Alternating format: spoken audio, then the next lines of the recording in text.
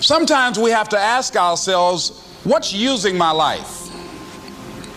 Heard a guy give a lecture one time that says, we are today what we were when. And he was talking about the fact that we, to a great extent, behave, think, react because of some previous experience that we've had. One of the things that we know about life is that it is always changing. Sometimes you're up, sometimes you're down. Sometimes things go real well, and sometimes they don't. Sometimes you're happy, and sometimes you're sad. Now that's that thing called life. And when we begin to understand and know that, accepting that reality that we will never ever have things just on an even keel all the time, that you're going to have some ups and you're going to have some downs, but during those down moments, that's where the growth takes place. That's where the work is. See, anybody can feel good when they have their health, their bills are paid, they have happy relationships, business is successful. Anybody could be positive then. Anybody can have a larger vision then. Anybody can have faith under those kinds of circumstances. Am I correct? See, but the real challenge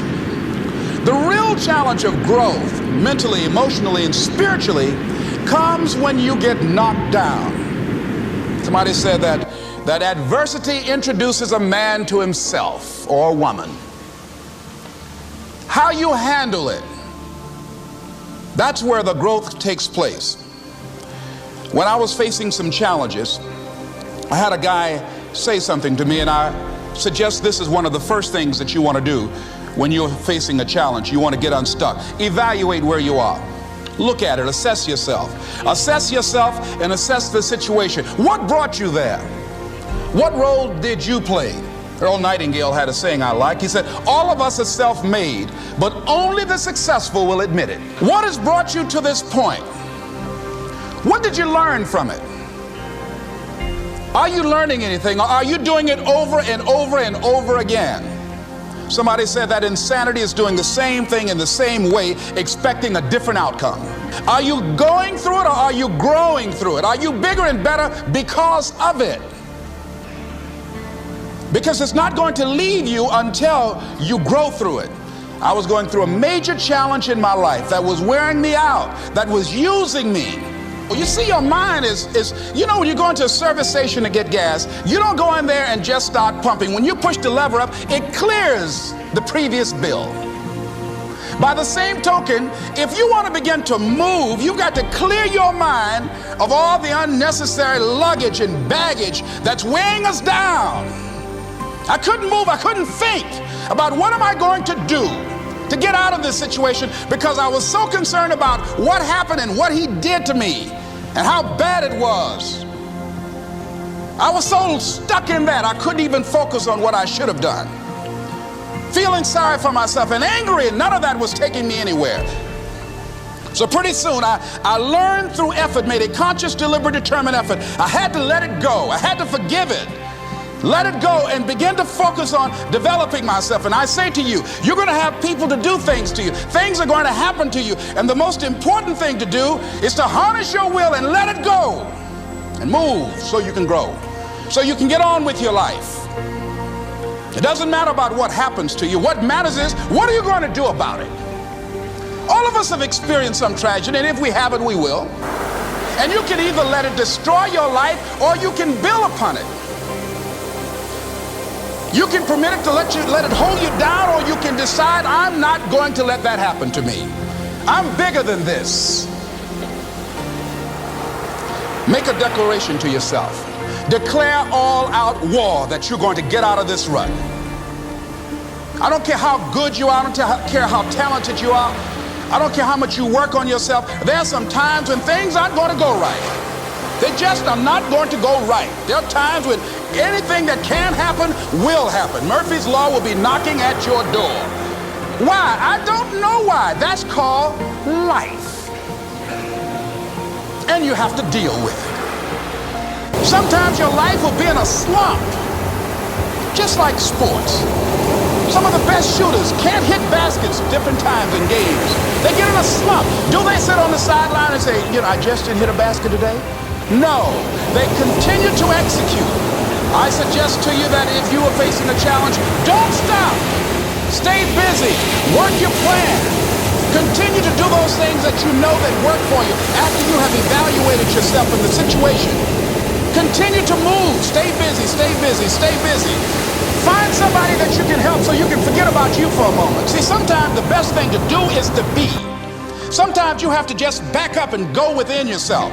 A bow and arrow, you can't take a bow and just push it out in the air. You just can't push the arrow out. You have to pull it back and then release it. Sometimes you have to back up and go within and pray and meditate and recharge your batteries. Go away, clear your head, and then come back and look at it from a different vantage point. Don't operate while you're under the spell or the effect of what's going on.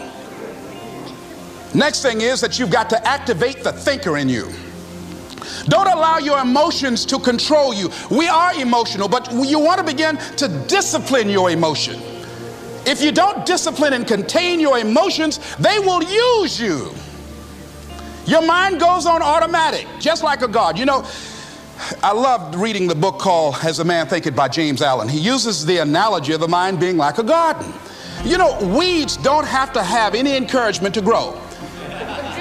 You don't have to water them. They don't have to get sunshine. They don't have to have fertile ground. They will grow through the cracks of a sidewalk. Am I right? But if you want to grow orchids or roses or any kind of exotic flowers, there are special processes and procedures you must go through.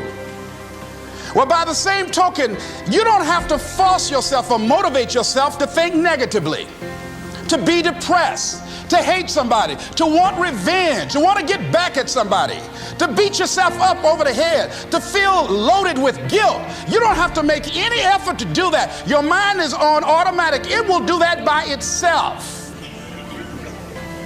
But if you want to begin to move into your own personal greatness, if you want to begin to really enjoy a happy, successful, healthy life, you've got to be willing to go against the tide. You've got to be willing to harness your will and say, in spite of this, I'm in control here. I'm not going to let this get me down. I'm not going to let this destroy me. I'm coming back, and I'll be stronger and better because of it. You have got to make a declaration that this is what you stand for. You're standing up for your dreams. You're standing up for peace of mind. You're standing up for health. You want it, and you're going to go all out to have it. It's not going to be easy. When you want to change, it's not easy. If it were in fact easy, everybody would do it. But if you're serious, you'll go all out. So yes, I'm going to turn this situation around. I'm not going to sit back and moan and cry over what happened and what went wrong and who did what. I'm going to do something about this situation.